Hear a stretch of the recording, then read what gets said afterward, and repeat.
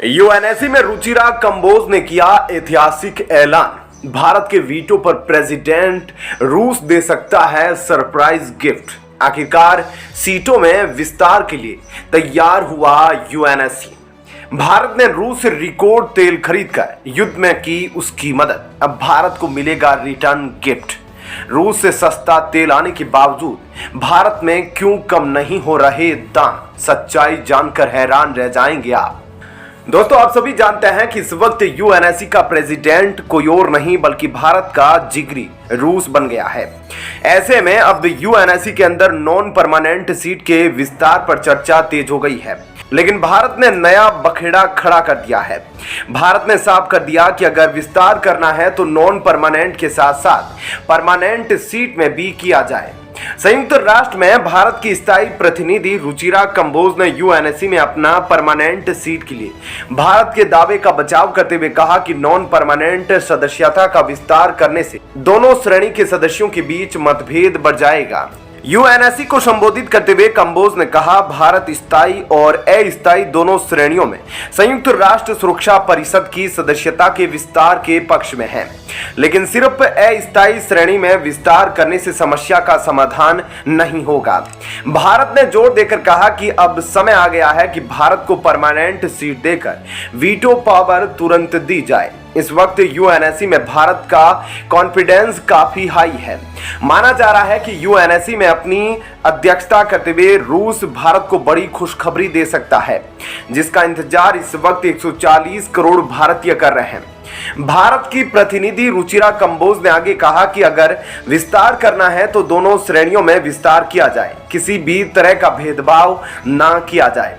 अगर आप लोग केवल नॉन परमानेंट सदस्यों का विस्तार करेंगे तो यह स्थायी और अस्थायी सदस्यों के बीच के अंतर को और अधिक बढ़ा देगा, और यह चीज वर्तमान भू राजनीतिक परिस्थितियों के लिए उचित नहीं है। पूरी दुनिया जानती है कि यूएनएससी में भारत के साथ चीन लगातार अन्याय करता रहा है। चीन आज भी चाहता है कि यूएनएससी में नॉन परमानेंट सीट का विस्तार हो जाए, लेकिन परमानेंट सीट का विस्तार ना हो पाए। वहीं दूसरी तरफ चीन के अलावा बाकी 4 परमानेंट देश चाहते हैं कि भारत को परमानेंट मेंबर बनाकर जल्द से जल्द वीटो दिया जाए, लेकिन चीन हर बार अड़ंगा डालकर सारा खेल बिगाड़ रहा है। रुचिरा कंबोज ने बेहद सख्त लहजे में कहा कि सुरक्षा परिषद की वर्तमान संरचना समकालीन वास्तविकताओं को प्रतिबंधित नहीं करती है, इसमें सुधार की तत्काल आवश्यकता है। इस वक्त भारत भी रूस से आग्रह कर रहा है कि अप्रैल के महीने में यूएनएससी के अंदर परमानेंट सीट का विस्तार किया जाए। यह काम करने में रूस बड़ी भूमिका निभा सकता है, क्योंकि अप्रैल महीने के लिए रूस यूएनएससी का प्रेसिडेंट बन गया है। रूस के विदेश मंत्री कई साल पहले से ही जोर देकर कहते आ रहे हैं कि अब समय आ गया है कि भारत को परमानेंट मेंबर बनाया जाए और उसे वीटो दिया जाए। यहां तक कि G20 मीटिंग के दौरान भारत दौरे पर भी उन्होंने भारत को परमानेंट सीट दिलाने की वकालत की थी और कहा था कि इस वक्त यूएनएससी में सख्त रिफॉर्म की जरूरत है। भारत की प्रतिनिधि कंबोज ने संयुक्त राष्ट्र के 2015 के फ्रेमवर्क दस्तावेज का हवाला देते हुए कहा कि संयुक्त राष्ट्र के 122 में से 113 सदस्य दोनों मौजूदा श्रेणियों में विस्तार का समर्थन करते हैं, तो फिर परमानेंट सीट का विस्तार क्यों नहीं किया जा रहा? आखिर क्यों यूएनएससी चीन के इशारों पर नाच रहा है? इसका अर्थ यह है कि दस्तावेज में 90% से अधिक लिखित प्रस्तुतियां दोनों श्रेणियों की सदस्यता के विस्तार के पक्ष में हैं। इसके बावजूद भी आखिर क्यों परमानेंट सीट का विस्तार करके भारत को वीटो नहीं दिया जा रहा?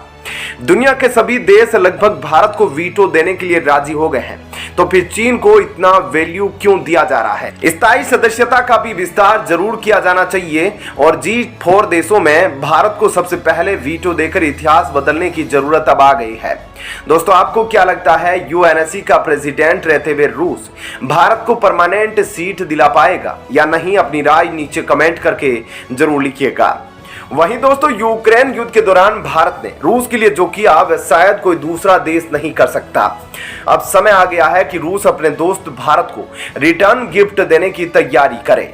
रिटर्न गिफ्ट के तौर पर रूस यूएनएससी का प्रेसिडेंट रहते हुए भारत को परमानेंट सीट दिलाकर वीटो कंफर्म कर सकता है और उसे यह काम करना भी चाहिए।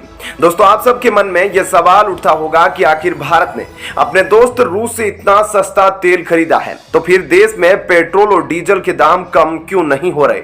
आज इस विषय में भी आगे चर्चा करेंगे। आप सभी भली भांति जानते हैं कि यूक्रेन युद्ध के बाद रूस इराक को पछाड़कर भारत का सबसे बड़ा तेल सप्लायर भी बन गया है। अब पश्चिमी एशियाई सप्लायर इराक, सऊदी अरब और यूएई का संयुक्त हिस्सा इस साल 43% तक कम हो गया है, जो पहले भारत के लिए सबसे बड़े ऑयल सप्लायर थे।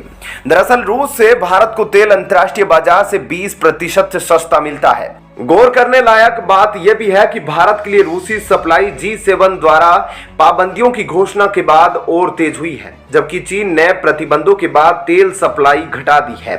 यहाँ पर एक बात तो साफ हो जाती है कि भारत अब दुनिया में किसी भी देश से नहीं डरता, जबकि चीन ने डर के मारे रूस से तेल खरीदना कम कर दिया था, लेकिन भारत में प्रतिबंध लगने के बाद तेल खरीदना और तेज कर दिया है। भारत ने 2020 में रूस से अपनी जरूरत का सिर्फ 2% कच्चा तेल खरीदा था। फिर रूस यूक्रेन युद्ध शुरू होने से ठीक पहले 2021 में कुल सप्लाई 16% हो गई। फिर युद्ध शुरू हुआ और 2022 में सप्लाई ने 35% का स्तर छू लिया। अब मार्च में भारत की खरीद 38% रही है। रूस से तेल खरीदकर भारत ने रूस के मुसीबत में बहुत बड़ी मदद की है।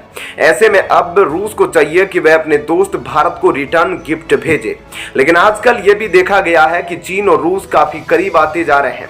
ऐसे में दोस्तों, क्या आपको लगता है कि चीन अपने भड़काऊ बातों में रूस को भारत के खिलाफ भड़का सकता है या नहीं?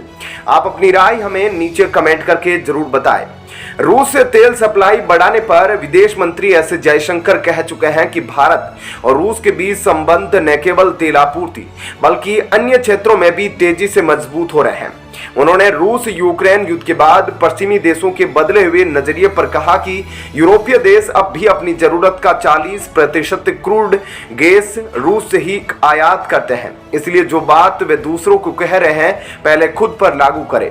जयशंकर का यह बयान चीन से भी वायरल हुआ था।